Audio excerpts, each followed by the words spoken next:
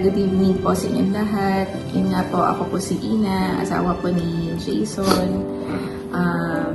Describe ko lang po si Papa nung una ko siyang nakita. Actually, bago ko siya nakita, takot na ako sa kanya kasi yung kwento sa akin ni Jason na si Papa, stricto yun. Lalo na kapag galit siya sa isa, parang lahat madadamay na maaalala niya na yung nagawa mong mali. Pati yun mauungkat. Tapos may one time, nalubog kasi yung sasakyan ni Jason, yung Civic.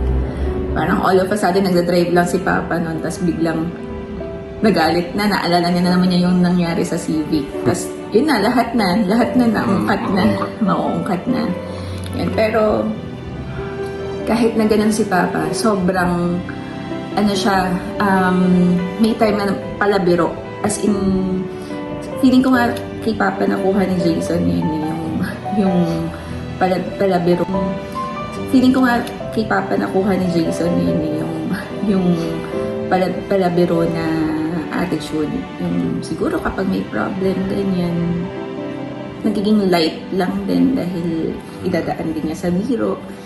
Yun. Pero si Papa, very, maselan. Yun ang parang laging tumatak sa akin yun.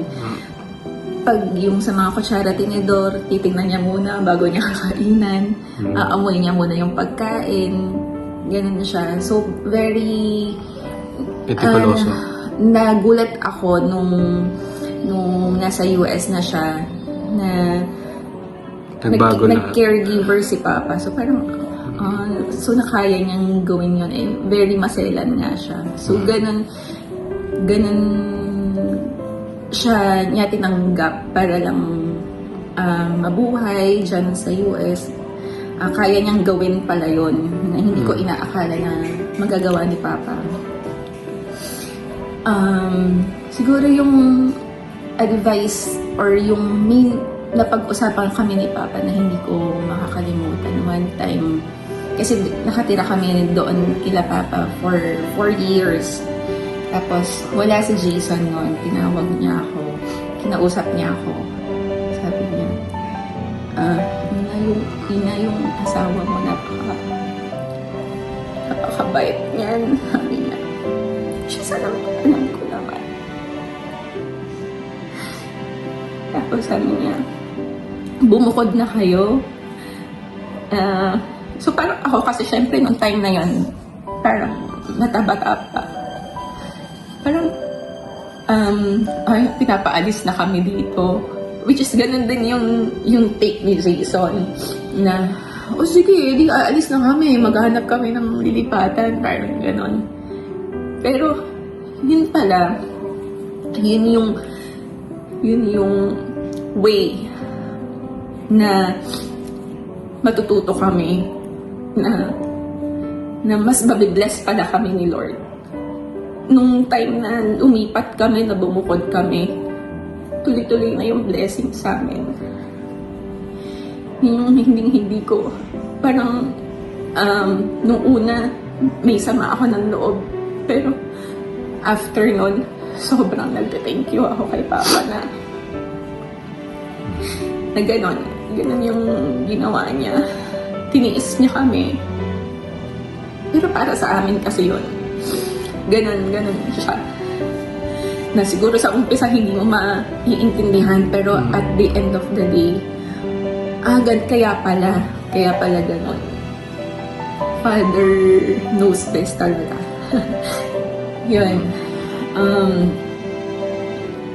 Thank you lang. Gusto ko magpasalamat kay Papa. Kasi napalaki nga niya ng sobrang mabuti yung mga anak niya, lalo na si Jason. Una akong masasabi, sobrang yung love niya sa amin, sa pamilya, yung pag-provide niya, very responsible. Alam ko dahil yung nakikita niya kay Papa, kung paano magtaguyod ng pamilya. So, thank you, Papa, na binigyan mo ako ng asawa na responsible na ama, kagaya mo. Tsaka lahat silang magkakapatid. Sobrang bait. Wala akong masabi. Napalaki nilang mabubuti yung mga anak nila. Gusto ko rin mag-thank you kay Tita Cecil. Sobrang thank you, Tita. Actually ngayon, pag nalulungkot kami, kasi parang syempre nawalan ng magulang, nawalan ng mag-a-advise sa amin. Naalala ko na lang, meron pa si Tita Cecil.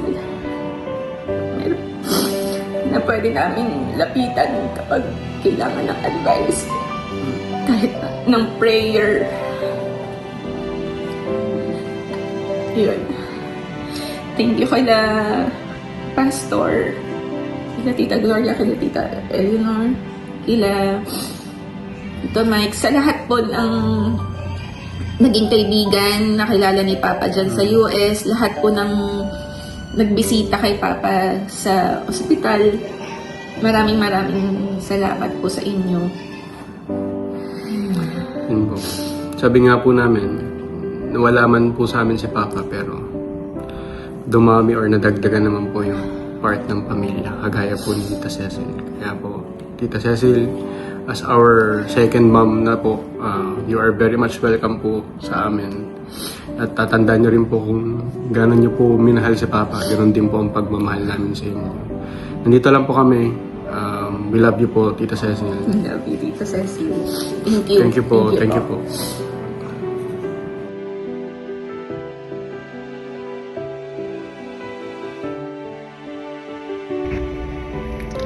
I want to start my message or my words of gratitude to Papa Lo by describing him.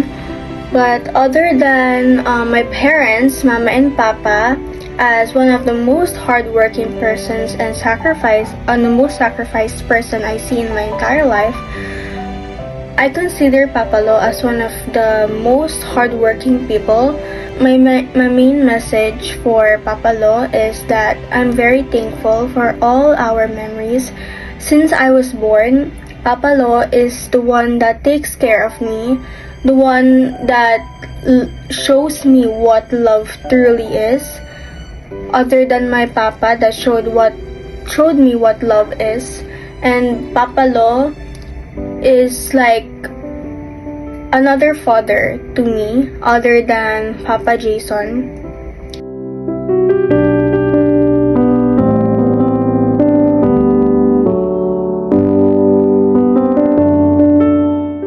Because kung wala si Mama and Papa, Papa Lo is there to take care of me back nung bata pa ako. And I remember a lot of memories with him kasi nga siya yung palaging nag-aalaga sa akin. Pero since he went to US, and since bata pa nga ako, those memories, I can't remember it much na. Pero since we came to the US, I was able to create more memories with Papa Lo, and that's something I will cherish. Cause the fact na he was working so hard, at di ko nakita na nasaktan na pala siya. It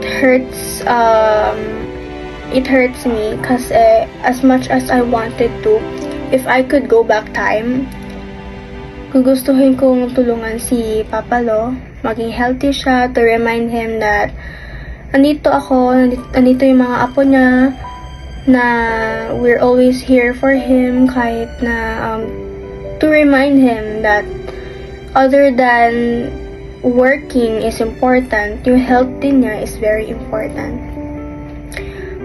I love Papa Lo with all my heart, and I know, and he knows that.